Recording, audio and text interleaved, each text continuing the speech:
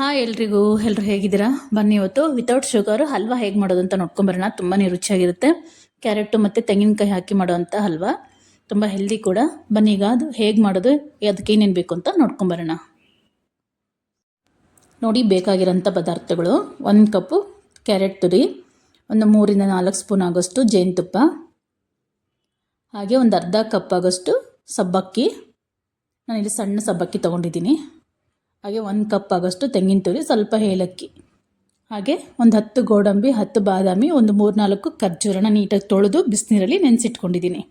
ಇಷ್ಟು ಬೇಕಾಗಿರೋಂಥ ಪದಾರ್ಥಗಳು. ಬನ್ನಿ ಈಗ ಅದು ಹೇಗೆ ಮಾಡೋ ಅಂತ ನೋಡ್ಕೊಂಬರೋಣ. ನೋಡಿ, ಮೊದಲಿಗೆ ಒಂದು ಜಾರಿಗೆ ತುರಿದಿರೋ ಅಂಥ ಕ್ಯಾರೆಟ್ ತುರಿ ಹಾಗೆ ತೆಂಗಿನ ತುರಿ 2 ಹಾಕ್ಕೊಂಡು ನುಣ್ಣಕ್ಕೆ ಸ್ವಲ್ಪ ನೀರು ಹಾಕ್ಕೊಂಡು ನುಣ್ಣಕ್ಕೆ ಪೇಸ್ಟ್ ಥರ ಮಾಡ್ಕೊಂಬರ್ಬೇಕಾಗತ್ತೆ. ತುಂಬಾ ಕಮ್ಮಿ ನೀರು ಹಾಕ್ಕೋಬೇಕು ಇದಕ್ಕೆ. ನೋಡಿ, ಈಗ ಈ ರೀತಿ ಈ ಹದಕ್ಕೆ ರುಬ್ಕೊಂಬರ್ಬೇಕಾಗತ್ತೆ. ನೀಟಾಗಿರೋಂಥ ವೈಟ್ ಕ್ಲಾತಿಗೆ ಇದನ್ನು ಹಾಕ್ಕೊಂಡು ಆ ನೀರೆಲ್ಲ ತೆಗೆದುಬಿಡೋಣ. ನೀಟಾಗಿ ಟೈಟಾಗಿ ಹಿಂಡ್ಕೊಂಡು ಆ ನೀರೆಲ್ಲ ತೆಕ್ಕೋಬೇಕಾಗತ್ತೆ.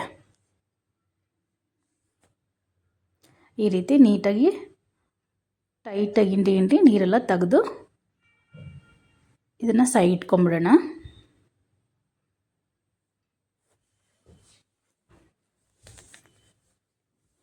ನೋಡಿ, ಇದಾಗಿದೆ ಈಗ ಇದು.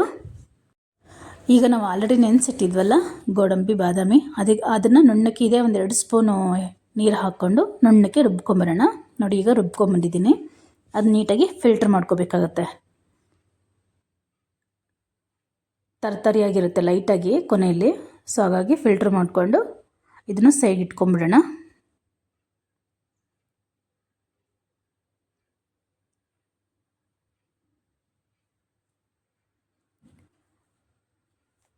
ಈಗ ನಾವು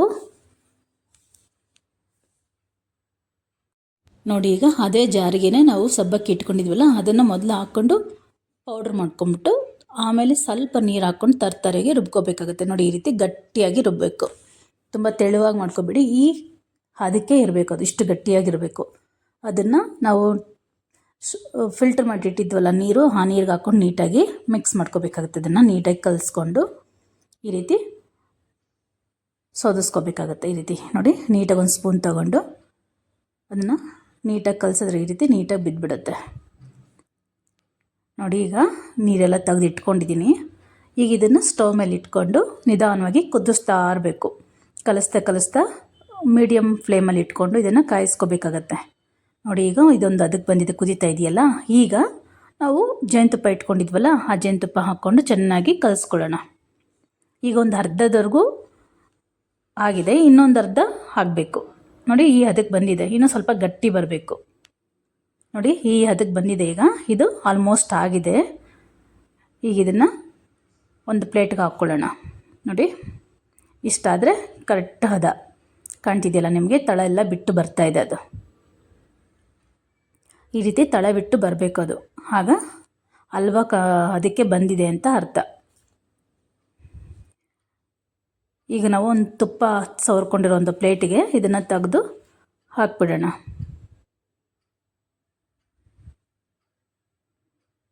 ನೋಡಿ, ಕರೆಕ್ಟ್ ಹದ ಇದೆ. ನೋಡಿ, ಈಗ ಇದು ಒಂದು ಪ್ಲೇಟ್ಗೆ ಹಾಕ್ಕೊಳ್ಳೋಣ. ತುಂಬಾ ರುಚಿಯಾಗಿರುತ್ತೆ. ಯಾವುದೇ ರೀತಿ ನಾವು ಶುಗರ್ ಹಾಕಿರಲ್ಲ. ಸ್ವೀಟ್ ಅಂತೂ ತುಂಬ ಮಸ್ತಾಗಿರುತ್ತೆ. ಯಾರೂ ಹೇಳಲ್ಲ ಇದಕ್ಕೆ ಶುಗರ್ ಹಾಕಿಲ್ಲ ಅಂತ.